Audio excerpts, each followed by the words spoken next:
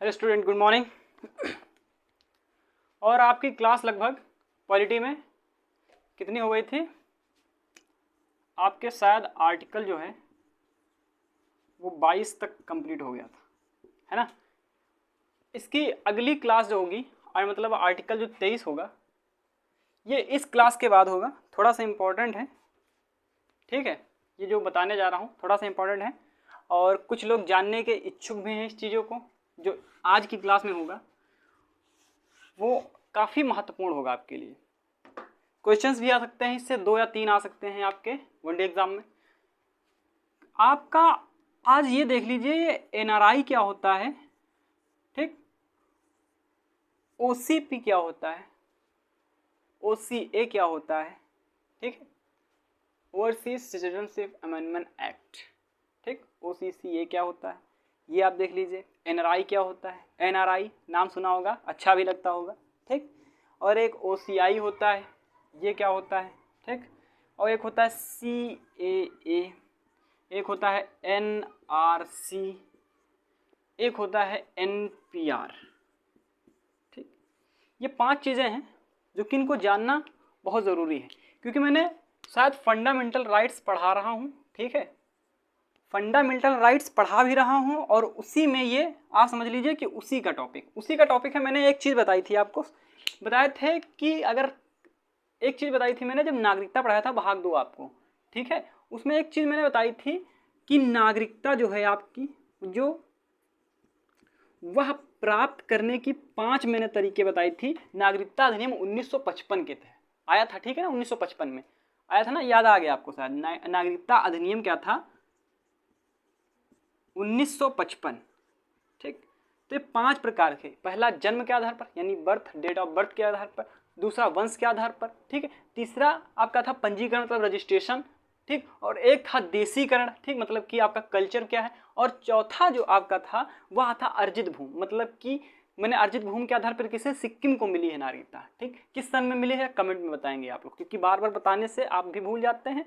और क्या होता है कि अगर मैं एक क्वेश्चन आपको होमवर्क दूं तो वो वापस आप कमेंट में उसका आंसर होना चाहिए। तो नागरिकता अधिनियम जब अर्जित भूमि के सिक्किम से मिली थी ये मैंने बता दिया, लेकिन किस सन में होगी वह आपको बतानी है, ठीक। तो वहीं से ये जुड़ा है। एनआरआई क्या होता है, ओसीआई क्या होता है, सीएए क्या होता है, ठीक। और आपका एक आता है सीएए हो गया, हाँ। एक आपका क्या था, एनआरसी, और एक एनपीआर। तो सबसे पहले देख लेते हैं एनआरआई। भाई साहब एनआरआई क्या होता है? एनआरआई वो होता है, ये होता है भारत का व्यक्ति, ठीक। लेकिन वह जाता है कहाँ, बाहर। अब बाहर कहाँ जाएगा, विदेश में, ठीक। जिसको पैसे की ज़्यादा ज़रूरत होती है, या वह ये समझ लीजिए कि वह 2 चीज़ों के लिए ज़्यादातर एनआरआई, मतलब एक व्यक्ति जाएगा, वो भी कितने, 6 महीने, ठीक। 6 मंथ के लिए, 6 मंथ से ज़्यादा अगर कोई व्यक्ति विदेश जाता है, कहाँ जाएगा, विदेश। वह कहीं भी जा सकता है, यूएसए जा सकता है, ठीक है, या सिंगापुर जा सकता है, इंडोनेशिया जा सकता है, कहीं भी वो जा सकता है अगर वह शिक्षा के लिए गया है, ठीक। या दूसरी चीज़ वह नौकरी के लिए गया है, ठीक। अगर इन 2 चीज़ों के लिए कोई व्यक्ति जाता है विदेश, वो भी कितने, 6 महीने, ठीक। तो वह भाई एनआरआई होगा अपने लिए, समझ रहे हैं। मतलब कि 6 महीने आप समझिए, 6 महीने तक क्या विदेश गया हो, ठीक है, तो वह एनआरआई होगा। लेकिन किस बेस पे, वह शिक्षा के लिए गया हो या नौकरी के लिए गया हो, ठीक। तो इसमें क्या होगा, इसमें ये होगा कि भाई साहब जो व्यक्ति होगा उसकी नागरिकता जो है रद्द नहीं की जाएगी, समझ रहे हैं। मतलब कि क्या होगा, अगर ये गया है 6 महीने तक रहा है वहाँ, कहाँ, विदेश में, मान लिया आप अमेरिका में रहें 6 महीने तक, तो आपकी नागरिकता नहीं रद्द की जाएगी। लेकिन किस बेस पे, शिक्षा के और नौकरी के बेस पे, ठीक है। तो वह क्या है, तो आपकी क्या होगी, भारत से सिटीजनशिप जो है, नागरिकता जो है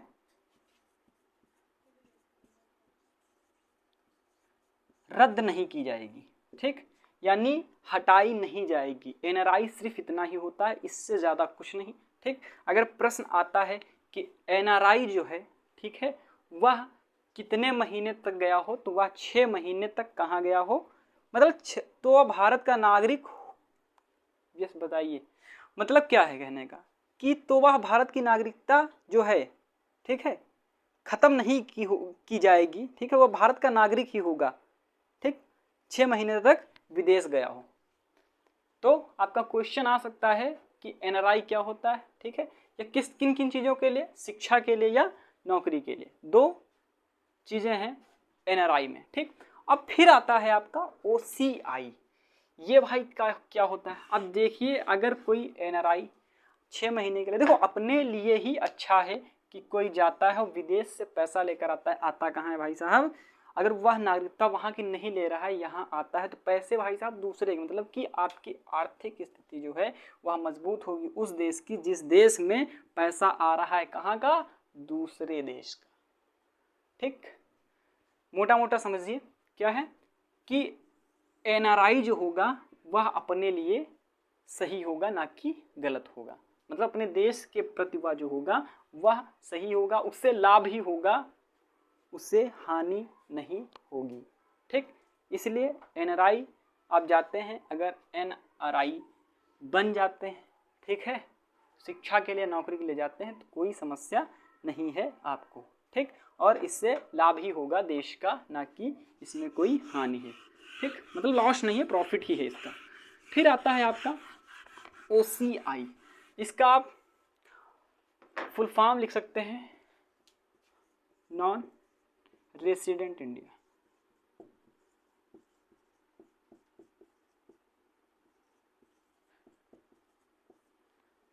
ठीक, क्या है, नॉन रेसिडेंट इंडिया, ठीक।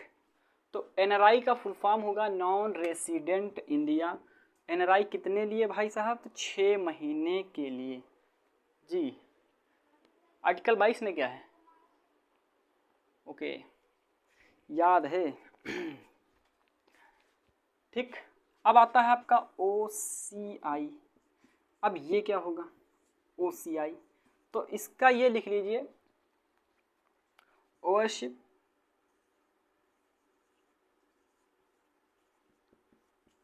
सिटीजनशिप ऑफ इंडिया, ठीक।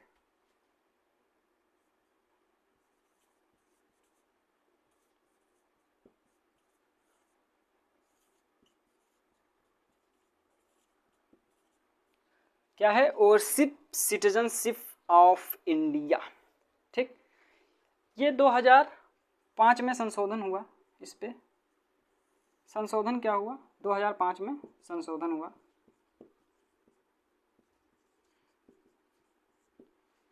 जिस प्रकार आपका जन्म के आधार पर संशोधन हुआ था, ठीक है, 1986 में।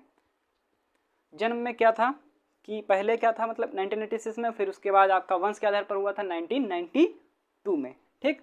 तो 2 तरह से संशोधन उसमें हुआ था, तो ये आपका तीसरा संशोधन उसी में समझ लीजिए कि उसी का ही पार्ट है, ठीक। तो इसमें क्या हुआ कि इसमें ये हुआ, अगर कोई एनआरआई, इसीलिए मैंने इसको नहीं रेज किया जिससे इससे रिलेटेड है, अगर कोई भाई साहब एनआरआई है, वह विदेश की जो है नागरिकता ले लेता है, मैंने आर्टिकल 9 में पढ़ाया क्या है, अगर सटला तो गईला, लेकिन इसमें एक चीज क्या है ये समझिए आप, मैंने आर्टिकल 9 में पढ़ाया कि अगर सटला तो गईला, मतलब अगर आप दूसरे देश की नागरिकता लेते हैं तो यहाँ से आपकी रद्द की जाएगी, कहाँ से, भारत की भारत जो है एकल संक्रमणी ना कि दी, ठीक है। तो अगर विदेश की नागरिकता एनआरआई ले लेता है, ठीक है, तो उसकी जो है भारत में एक अलग प्रकार की नागरिकता दी जाएगी जब आएंगे, समझ रहे हैं, वो कौन सी होगी, ओवरसीज सिटीजनशिप ऑफ इंडिया। इसमें क्या होता है, इसमें सिर्फ 2 चीजें हैं जो नहीं कर सकता, बाकी सब कुछ कर सकता है एक एनआरआई, ठीक।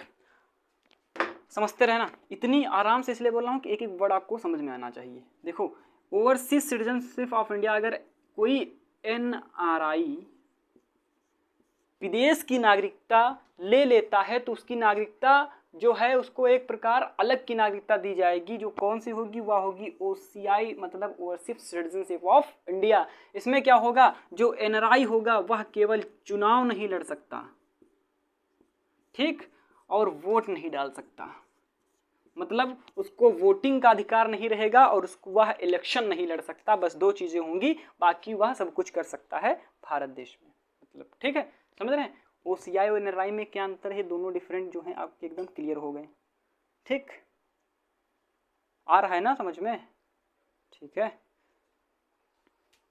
और इसके बाद आपका आएगा CAA, citizenship amendment act, citizenship of amendment act. ये क्या होगा, इसको समझ में आ गया कि नहीं आपका। NRI जो है, OCI जो है। NRI क्या होगा, कोई शिक्षा के लिए, नौकरी के लिए अगर 6 महीने तक कोई विदेश गया हो तो उसकी नागरिकता रद्द नहीं की जाएगी, और अगर वह नागरिकता विदेश की ले लेता है भाई साहब तो उसको एक अलग नागरिकता मिलेगी, ओवरसीज सिटीजनशिप ऑफ इंडिया, जिसके तहत क्या होगा, वह भारत में चुनाव नहीं लड़ सकता और वोट नहीं डाल सकता, ठीक। दो चीजें इसमें और दो चीजों का अंतर, मतलब एकदम खत्म, दोनों में अंतर खत्म हो गया। अब तीसरा आता है सिटीजनशिप अमेंडमेंट एक्ट। ये क्या होता है भाई साहब, इसको समझिए, बोल रहा हूँ वो समझते रहेंगे तो समस्या खत्म। ये अगर कोई आपसे, देखो मैंने जो बताए थे 5 प्रकार से नागरिकता अधिनियम 1955 में, ठीक है, ये आप वहीं पे जोड़ सकते हैं या इसको आप अलग मान सकते हैं, कोई मतलब आप पर अपराध नहीं होगा, जहां आप चाहें वहां इसे जोड़ सकते हैं। अब आता है आपका CAA, ठीक। अगर नहीं दिख रहा है तो एक लेंस लगवाइए मेरे जैसा, दिखना चालू हो जाएगा, ठीक। इसका फुल फॉर्म क्या होगा, मैंने 4 बार बोला, 5वीं बार लिख देता हूं, सिटीजनशिप ऑफ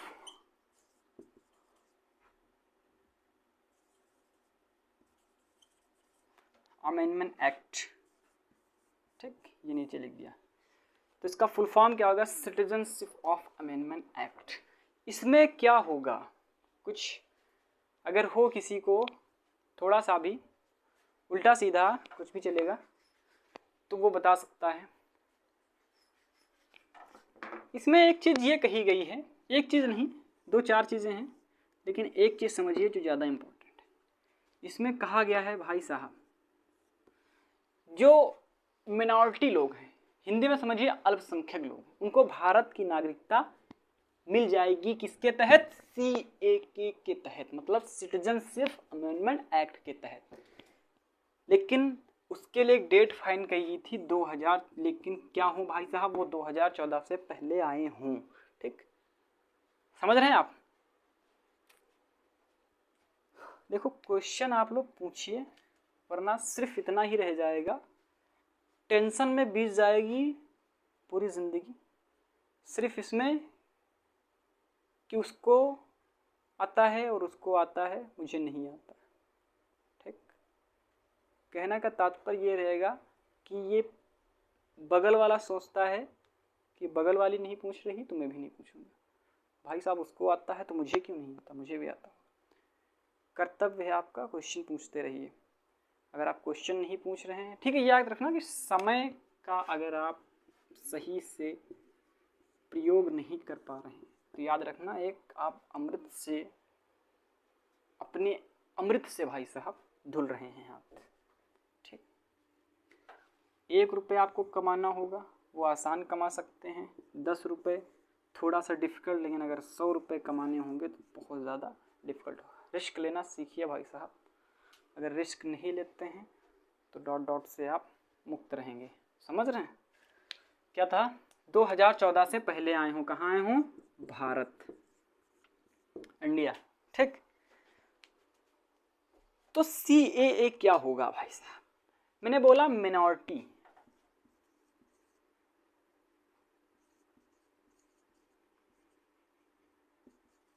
यानी अल्पसंख्यक,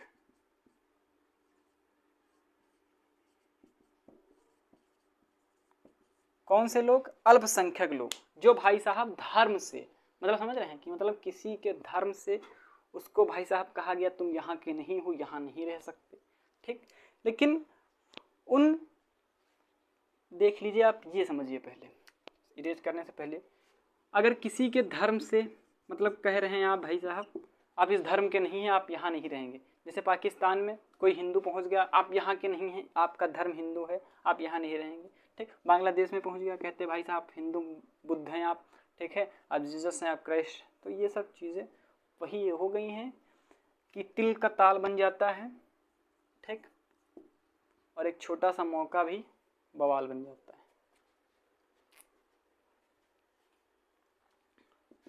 तो इसी को लेकर CAA बना, सिटीजनशिप अमेंडमेंट एक्ट, यानी अगर धर्म से कोई पीड़ित है, जाति से अगर किसी को उसके देश से निकाला गया है, ठीक है, तो उसे भारत की नागरिकता प्राप्त होगी, वो भी CAA के तहत, ठीक है। तो वह कौन से देश हैं जिनको भाई साहब नागरिकता प्राप्त होगी? पहला पाकिस्तान, दूसरा बांग्लादेश, तीसरा आपका अफगानिस्तान। लिख देता हूँ वरना कमेंट में आएगा सर अफगानिस्तान की इंग्लिश नहीं आती कि है आपको। अफगानिस्तान, लो भाई साहब अफगानिस्तान। मतलब अगर इन 3 देशों से 2014 से पहले अगर कोई भारत में आ गया है, किस लेकर, मतलब बहुत गंदे विचार हैं आप लोगों के। अगर उसके धर्म से पीड़ित किया गया है, जाति से उसको पीड़ित किया गया है, ठीक है, तो भाई साहब उसे नागरिकता मिलेगी सिटीजनशिप अमेंडमेंट एक्ट के तहत, ठीक। तो ये चीज़ हो गई आपकी सिटीजनशिप अमेंडमेंट एक्ट। अब फिर आपका समझ रहे हैं NRI क्या होगा, OCI क्या होगा, और उसके बाद आता है आपका सिटीजनशिप अमेंडमेंट एक्ट यानी CAA क्या होगा। ये चीज़ें बहुत महत्वपूर्ण है आपका जानना भी और हमको पहचानना भी। ऑफलाइन वाले तो सही हैं, ऑनलाइन वालों का तो पता नहीं, क्लास कर भी रहे हैं कि ऐसे ही। फिर आता है आपका NRC, ठीक। अब ये NRC क्या होता है? सुना सुना वर्ड लगता होगा यूट्यूब पे बहुत ज़्यादा, कभी कभी तो उस पर चर्चा होती है न्यूज़ पे भी, ठीक है, ऐसे ही।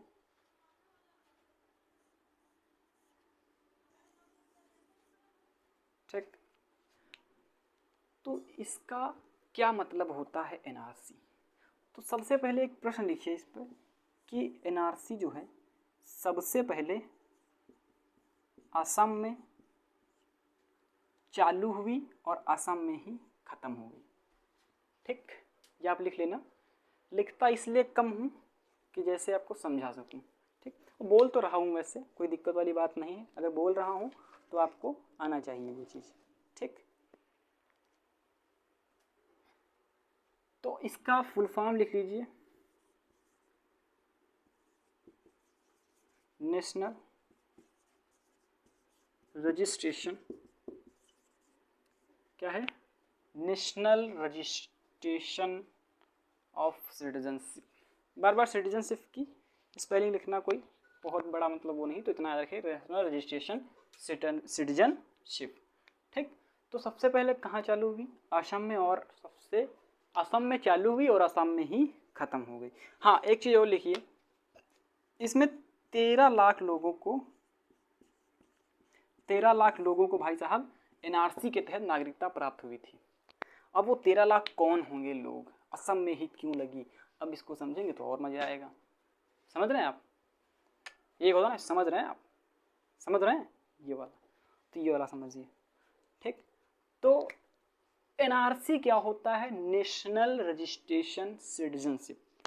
मतलब 1971 की बात है, सबको पता है, ठीक है, बताने की ज़रूरत नहीं, लेकिन इससे रिलेटेड है तो थोड़ा सा ये जान लीजिए कि एक डेट थी 24 मार्च 1971। ठीक, ये जो एक सर हैं उनका नाम आपको पता होना चाहिए, जिसको नहीं पता है वो पता कर लें, ज़्यादा ज़रूरी है। नाम है खान सर। ठीक है, और वो गाली देते हैं पाकिस्तानियों को, बहुत अच्छा, मैं गलत नहीं कहता हूँ, बहुत अच्छा करते हैं। ठीक, तो यही वो हैं 24 मार्च 1971। ठीक है, इसमें क्या हुआ था, ये डेट बहुत ज़्यादा इम्पॉर्टेंट भी है और समझने लायक भी है। क्यों? देखो, ये हुआ था कि जो पाकिस्तानी हैं, ठीक है, ये अपने ही परिवार, इनका बांग्लादेश जो है, पूर्वी बांग्लादेश, ये सब पश्चिमी में रहते हैं गधे। ठीक है, तो ये अपने ही परिवार में रहकर, कारण ये था कि कुछ पॉलिटिक्स का मैटर था। ठीक, तो ये पॉलिटिक्स का मैटर जो रहेगा वो जियोग्राफी में रहेगा। पढ़ा पॉलिटी रहा हूँ, लेकिन जियोग्राफी में इसको आसानी से समझा जा सकता है, मेरे हिसाब से, अनुमान मेरा यही रहेगा। ठीक, तो ये जो पाकिस्तानी हैं, ठीक है, एक सेकंड, मज़ा आएगा थोड़ा सा, 1 मिनट, एक काम करता हूँ, ये आप याद रखना 24 मार्च 1971। ठीक, नेशनल रजिस्ट्रेशन याद रखना। एक चीज़ बनाता हूँ, वो आपका क्या होगा, वंदे मातरम, सॉरी, क्या है, बहुत दिनों से हिस्ट्री की क्लास ली नहीं ना, इसीलिए थोड़ा सा गड़बड़ हो गया। अब यहाँ पर आपका बांग्लादेश है, मोटा मोटा मान लीजिए ये पाकिस्तान। ठीक है, तो 24 मार्च 1971 से पहले एक घटना घटी, ये डेट इसलिए इसको लिखवा रहा हूँ, ज़्यादा इंपॉर्टेंट है। ठीक, तो ये पाकिस्तान हो गया, ये हो गया पूर्वी बांग्लादेश। ठीक, दोनों में मुसलमान ज़्यादा, लेकिन क्या हुआ, बांग्लादेश के लोग जो रहते थे वहाँ, ठीक है, वह भागने लगे वहाँ से। क्यों भाई साहब भागने लगे? तो यहाँ की जो पीएम था, ठीक है, यहाँ का पीएम जो था इनके पीएम से जीत गया था। ठीक, मैटर ये समझिए मोटा मोटा। तो यहाँ का भाई साहब इन्होंने एक जेल में बंद कर दिया। ठीक, और उसके बाद इन दरिंदों ने यहाँ गए, और उसके बाद भाई साहब ऑन रिकॉर्ड में, केवल ऑन रिकॉर्ड, केवल समझिए जो ऑन रिकॉर्ड है, इससे ज़्यादा नहीं, तो ऑन रिकॉर्ड ये समझिए आप कि 30 लाख, कितने, 30 लाख, 30 लाख बांग्लादेश की महिलाओं के साथ रेप कर दिया। ठीक है, मतलब अपने ही देश में, मतलब जो अपने घर में ही आप नहीं सही हैं भाई साहब, तो आपसे क्या उम्मीद की जा सकती है आगे, समझ? एक मीम्स बढ़िया चलती है, आज ही आ गया स्वाद। ठीक है ना, तो इनके लिए मीम्स कम है भाई साहब, इनको अच्छे से लतियाना चाहिए, अंदर डाल के मशीन में, वो भी कौन सी, लात घूसों की मशीन में डाल के, वो वाली। ठीक, तो इन लोगों ने 30 लाख, ऑन रिकॉर्ड में जितनी है, वो कितनी अन रिकॉर्ड में है वो बात की रहेगी। ठीक है, तो 30 लाख महिलाओं का रेप कर दिया, जिससे बांग्लादेश के लोग जो है भागने लगे। भाई साहब भागेंगे कहाँ, भारत की तरफ आएंगे। वो भारत में कहाँ, सबसे पहले असम पड़ेगा, IITTM², मैंने बताया, असम, त्रिपुरा, मेघालय, मिजोरम, ये चीज़ें मैंने बताई थी आपको। ठीक, तो आसाम में आने लगे, तो NRC इसीलिए सबसे पहले आसाम में लगी, और किसने लगाई थी भाई साहब, तो सुप्रीम कोर्ट ने लगाई थी। याद रखना, क्वेश्चन जो बोलता रहूँ वो लिखते रहना, बहुत मैटर करेंगे आपके क्वेश्चन जो बोल देता हूँ और आप लोग नहीं लिख पाते हैं। ठीक है, ये समस्या रहेगी आपकी। जैसे किसने लगाई थी, सुप्रीम कोर्ट ने लगाई थी। तो क्या हुआ, पाकिस्तानी जब यहाँ आए तो 30 लाख महिलाओं का रेप किया। मैटर क्या था, पॉलिटिक्स का मैटर। ठीक, तो इसमें क्या हुआ कि ये लोग आने लगे। अब समस्या उत्पन्न हो गई कि एकदम से इतने सारे लोग आएंगे, भाई किसको किसको नागरिकता मिलनी चाहिए। ठीक, अब इसमें से मिक्स हो गए, समस्या एक क्रिएट हुई। तो कहा भाई साहब यही डेट जो थी मैंने दी थी, 24 मार्च 1971 से पहले जो भाई साहब कहाँ गया हो, आसाम आ गया हो, ठीक है, उसे नागरिकता मिलेगी। लेकिन कब, अगर वह डॉक्यूमेंट्स होते हैं, आप समझते हैं, आधार कार्ड, पैन कार्ड, आपका हाई स्कूल का सर्टिफिकेट, आप रहते कहाँ, मकान नंबर, बिजली का बिल, कुछ भी होना चाहिए। ठीक है, आपके पास, मतलब कि 30 डॉक्यूमेंट 40 होते हैं आपके, 30 में से कोई एक हो, ठीक है, एक या दो हो, ठीक है, उसे एनआरसी में, वह एनआरसी में होंगे, समझ रहे। और अगर नहीं है, अगर हाँ, ये भी ठीक था कि अगर नहीं है तो क्या होगा, तो भाई साहब 120 दिन का समय दिया जाएगा। अगर आप अपने आप को प्रूफ साबित कर देते हैं तो आपको एनआरसी के तहत नागरिकता प्राप्त हो जाएगी। ठीक समझ रहे हैं आप। मतलब अगर 24 मार्च 1971 से पहले बांग्लादेश से जो असम में लोग आए थे, ठीक है, लोग आए हैं, डेट समझ रहे हैं, समझिए, क्योंकि उसके बाद आएंगे तो कोई भी आ सकता है, ये कुत्ते भी आ सकते हैं, ठीक। तो क्या होगा, 24 मार्च 1971 से पहले अगर कोई आता है बांग्लादेश तो क्या होगा, उसे नागरिकता मिलेगी, वह एनआरसी में होगा, लेकिन उसके पास 30 डॉक्यूमेंट में से एक कोई होना चाहिए। अगर नहीं है तो 120 दिन का समय उसको दिया गया, ठीक है। अगर प्रूफ कर पाता है तो उसको एनआरसी में होगा। जैसे 13 लाख लोगों को नागरिकता मिली थी, आसाम में चालू हुई, आसाम में ख़त्म हुई, और इसको किसने लगाया, तो सुप्रीम कोर्ट ने लगाया, ठीक है। आपको समझ में आया एनआरसी क्या थी, ये भाई साहब एनआरसी है आपकी। अब फिर आता है आपका एनपीआर।